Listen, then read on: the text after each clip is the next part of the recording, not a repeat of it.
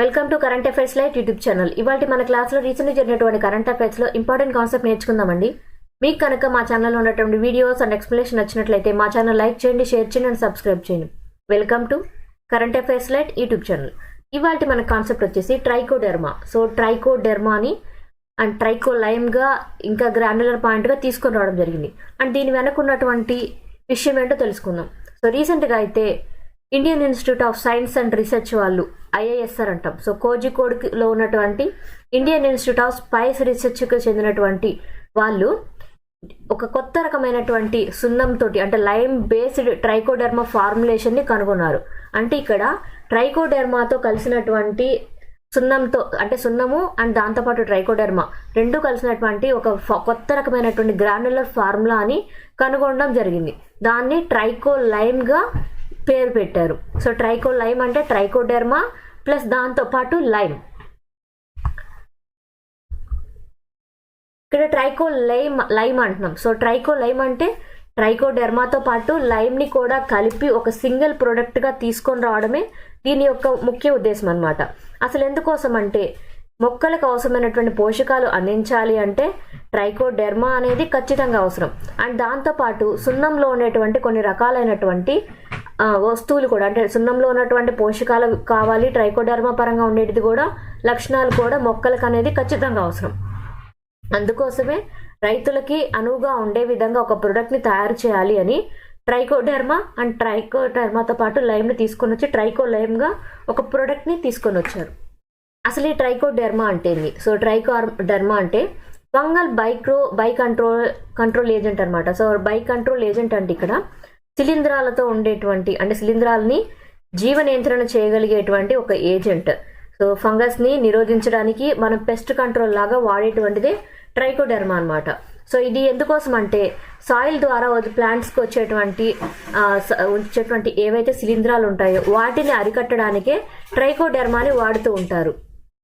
And ఈ trichoderma ఏదైతే ఉందో అది ఏ విధంగా అంటే ఒక బయో పెస్టిసైడ్గా పనిచేస్తుంది. అంటే ఇక్కడ జీవ ఎరువుగా అండ్ జీవ ఇంధనంగా అండ్ ఇక్కడ మనకి ఏంటంటే పురుగుల్ని నాశనం చేయడానికి సైంటిఫిక్గా అంటే ఎటువంటి కెమికల్స్ లేని పురుగు మందుగా అండ్ దాంతోపాటు ఎటువంటి ఫెర్టిలైజర్ అంటే బయో ఫెర్టిలైజర్గా మన యొక్క పంటల యొక్క ఉత్పత్తిని పెంచడానికి ఈ ట్రైకోడెర్మా అనేది ముఖ్యంగా ఉపయోగపడుతుంది.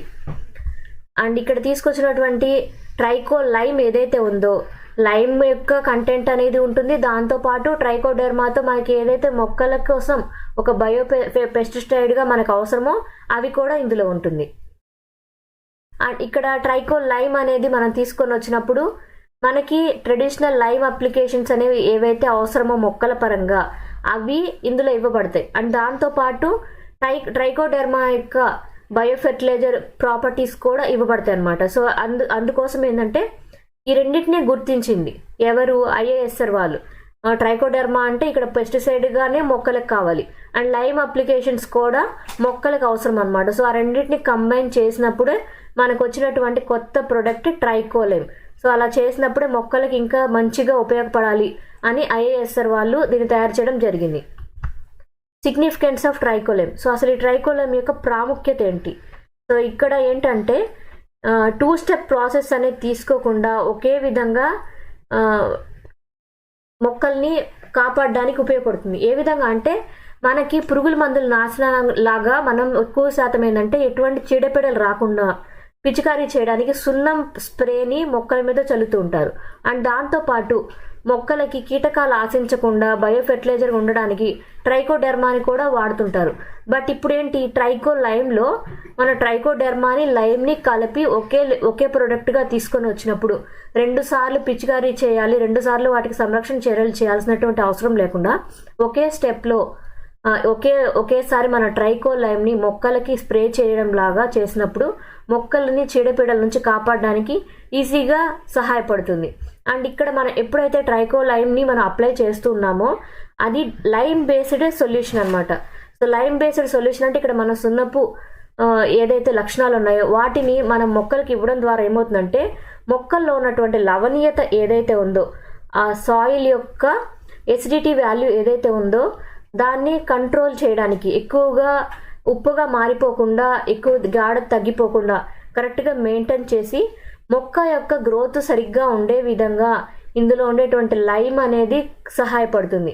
అండ్ ఇక్కడ ఉన్నటువంటి ఏవైతే ప్యాథోజన్స్ వస్తూ ఉంటాయి అంటే మనకి నేల ద్వారా వచ్చేటువంటి శిలీంధ్రాలు ఏవైతే ఉంటాయో అవి మొక్కలకి ఆశించకుండా ఉండే విధంగా ఈ ట్రైకోలైమ్ అనేది ఉపయోగపడడానికి ఇది కూడా సహాయం అవుతుంది.